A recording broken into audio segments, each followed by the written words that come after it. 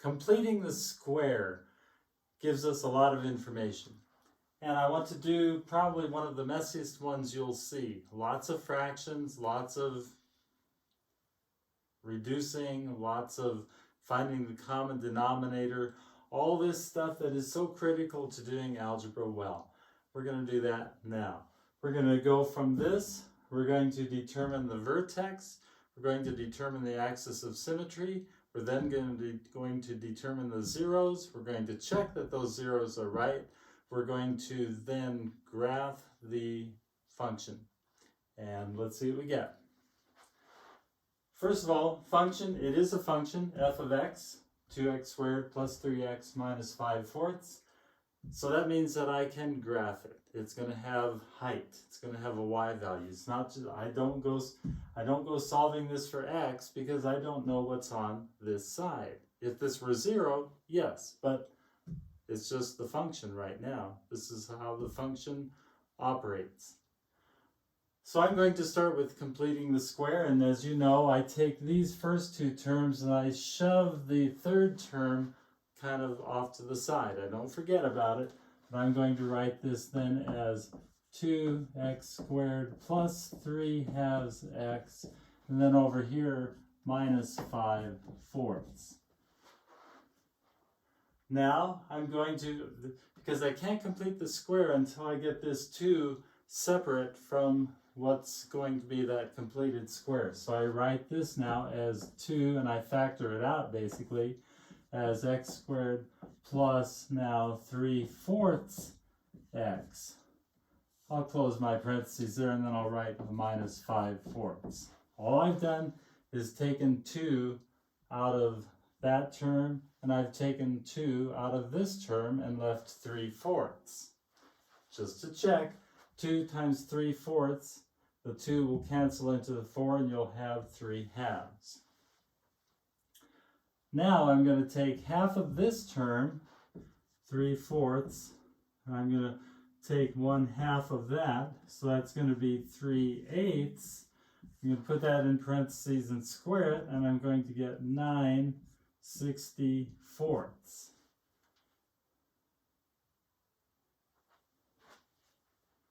Yep, that's right. Plus 9/64. And I have just changed this function by adding that, which means I need to subtract it. Remember though, the 9/64 is within this parentheses that has a 2 on the outside. I have really added 9/32. I wrote 9/64, but there's a 2 times that, which makes it 9/32. So if I added it here, I'm going to subtract it here.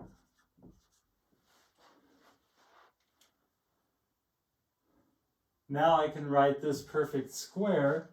That's going to be 2 times x plus, and then what goes here is what was inside this little offset set of parentheses, this worksheet kind of thing. 3/8. That goes there. Then I add these together. Well, I have different denominators. I need to make the 4 look like a 32. 4 times 8 is 32. So if I multiply both top and bottom times 8, 8/8, I've just multiplied this by 1, which means 8/8 is 1. So I haven't changed it, but I now have a common denominator. This becomes, I'll just write it down here, minus 40 30-seconds minus 9 30-seconds, which if you put those together becomes minus 49 30-seconds. This is my completed square. I have, oops, forgot that. If you multiply all this out and work it out, you're going to get back to this step here.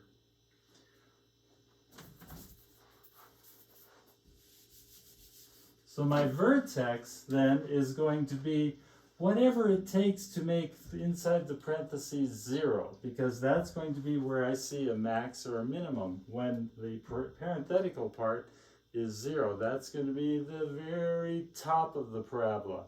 Or if it's a That's if this is a minus number, negative number. If it's a positive like it is, that's going to be the very bottom of the parabola when this inside the parentheses is 0. That means that my vertex is going to happen when x is negative 3/8. And when x is negative 3/8, this whole thing becomes 0.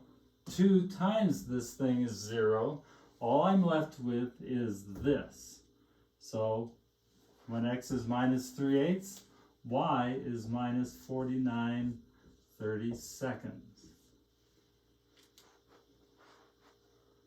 So that's my vertex.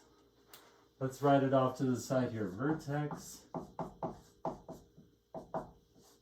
minus 3/8 minus 49/32.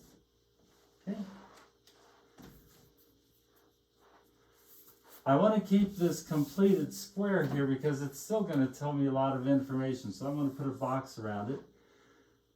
Next, I'm going to find my axis of symmetry. That's very easy. The axis of symmetry is when x is this number. It's a vertical line. It's the middle mirror type line that the parabola can swivel around. And so right away I can say my axis of symmetry is when x equals minus 3/8. That's going to be a vertical line just a little bit left to the left of the y-axis. Y equals minus 3/8. Now let's find these zeros for this. The zeros, to find the zeros, we're going to set this equal to 0. That's how you find zeros. You set the function equal to 0. That's where the function is going to cross the x-axis because y equal to f of x is 0. So I do that and I add 49/32. I add because I have a minus here. I want to do the opposite to get rid of it or get it over to the other side. So I get 49/32 is equal to 2 times x plus 3/8 squared. I want to get x all by itself. That will tell me what x has to be so that the function is equal to 0.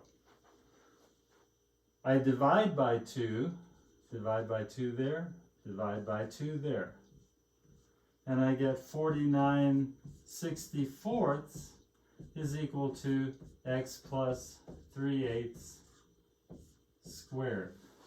By the way, you will know that you're on the right track because the denominator on this side should equal, if you have one, should equal, the square root of it should equal that number inside. And you'll see that that works.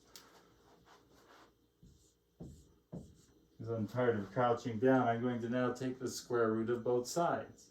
Square root property means we're going to introduce a plus or a minus. This is where we're going to get our two zeros.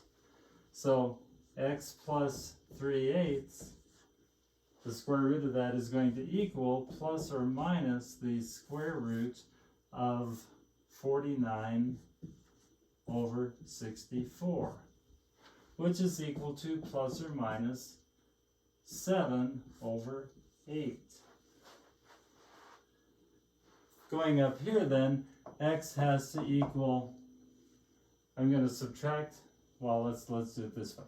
X plus 3/8 equals plus or minus 7/8. I'm going to move the 3/8 over there, so x is equal to minus 3/8 plus or minus 7/8. Minus 3/8 plus 7/8 is equal to 4/8. Minus 3/8 minus 7/8 is equal to minus 10/8. These reduce to 1/2 and minus 5/4. These are my zeros for x. We can check that by putting 1/2 back into here. Is it true that, let's do a different color, if this will work. is it true that 2 times 1/2 squared plus 3/2 times 1/2 minus 5/4, is that equal to 0? Well, 1/2 squared is 1/4. 2 times 1/4 is 2/4. 2/4 plus 3/4 is 5/4. Minus 5/4 is 0. So we found the zeros. Go back to my black pen. Zeros at x equals 1/2 and minus 5/4. Now, let's graph this.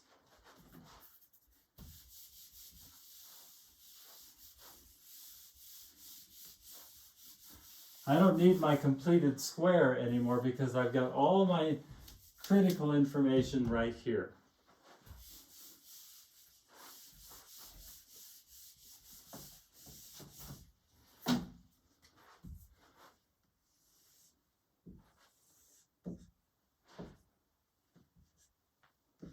Let's make my ledger marks pretty big. Vertex, minus 3/8 and minus 49/32. Well, minus 49/32 is not quite 1.5. Yes, it is. It is about 1.5. So minus 3/8, I'm going to go this way 3/8, and then I'm going to go down about 1.5 here. Here's my vertex, and I'm going to draw my axis of symmetry right now. Axis of symmetry goes through the vertex. It is that vertical line caused when we set x equal to the x-coordinate of that vertex. The zeros are at 1/2. There's 1/2 and minus 5/4. So there's minus 5/4 right there.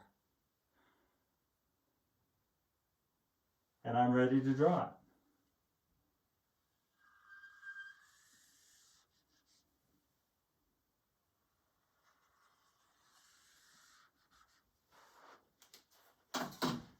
All this came about because we completed the square.